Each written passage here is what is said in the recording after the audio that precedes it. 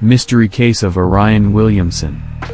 July 1854, Selma, Alabama. It was a hot, sunny afternoon when Orion Williamson, his wife, and son relaxed on the porch of their farmhouse. The family watched horses graze under the sunshine in the distance.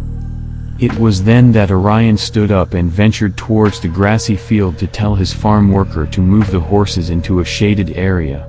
Williamson picked up what is described as a stick lying nearby and began to play with it, and he walked forward. Farmer Wren and his son James were neighbors of the Williamson family. They were passing by in a buggy when they too saw Williamson walk into the field. The Wrens stopped to wave hello, and as Williamson waved back to his neighbors, he suddenly disappeared, vanishing without a trace in thin air. Wren rushed to the spot where Orion Williamson last stood, soon joined by Mrs. Williamson and her child. They scoured the area, hoping to find the lost farmer. But it was simply grass and land, as if Williamson had never been there. What just occurred was impossible to explain. How could a grown man completely vanish in front of his family and neighbors? With the sudden realization and shock of what happened to her husband, Mrs. Williamson fainted and was taken to the local hospital. When word of the mysterious occurrence spread throughout town, 300 people gathered and went to the field to look for Williamson. When news spread about the incredible incident, 300 townsmen formed a search party. The men formed 3 rows, holding each other's hands, and moved across the field slowly, inch by inch, stopping every several feet to search for holes. They scoured the field many times and continued into the night, using torches and lanterns. Bloodhounds joined the search. Nothing was found. The following morning, more volunteers and a team of geologists arrived. They started digging where Orion disappeared but found solid rock a few feet beneath the ground. There were no cave-ins, openings, crevices, or holes to explain the mystery. The next spring, investigators returned to the site and, oddly, saw a barren and dry patch of grass nearby where Orion last stood. When Mrs. Williamson learned of this, she related to them that she and her son kept hearing her husband's voice calling out for help for weeks after he disappeared. But every time they ran to that spot, they could not find him. She said she kept hearing his voice until it slowed down and gradually faded away. Whatever happened to Orion Williamson? Some investigators developed theories to explain the mystery. One hypothesized that an unstable universal ether was responsible that could disintegrate matter.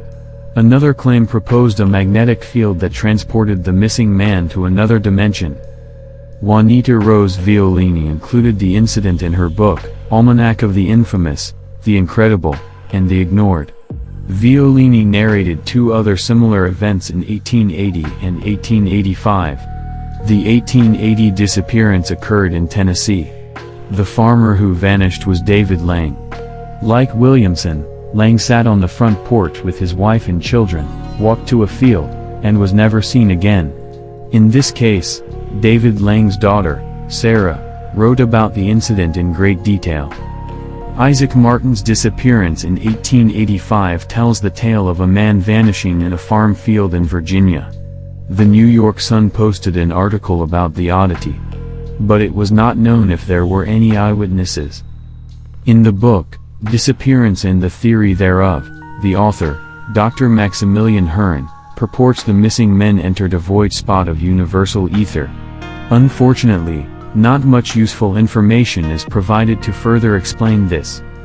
Another popular publication, Among the Missing, An Anecdotal History of Missing Persons from 1800 to the Present, by J. Robert Nash, cites again the conclusions of Hearn and another person, Ambrose Bierce, who investigated the Williamson case. The universal ether was theorized and proposed by Aristotle during ancient Greek times. The energy was thought to travel through a mysterious substance that exists everywhere back then. This substance was known as ether. It was used to explain the principles of natural phenomena such as light and gravity. Sound and light are examples of waves that could travel through the ether. In the case of Orion, This ether must have been the medium through which his wife and child heard his voice in the absence of a physical form as presented by Hearn and the others. However, as science has progressed and gained a better understanding of matter and energy, the theory of the universal ether has weakened. The concept of a magnetic field sucking Orion into another dimension is interesting, but is certainly something that cannot be explained by modern science.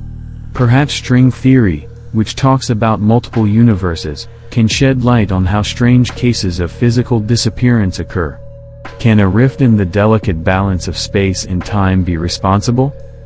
Ironically, Ambrose Bierce, who wrote a satire of the event, also mysteriously disappeared more than 50 years later under different circumstances.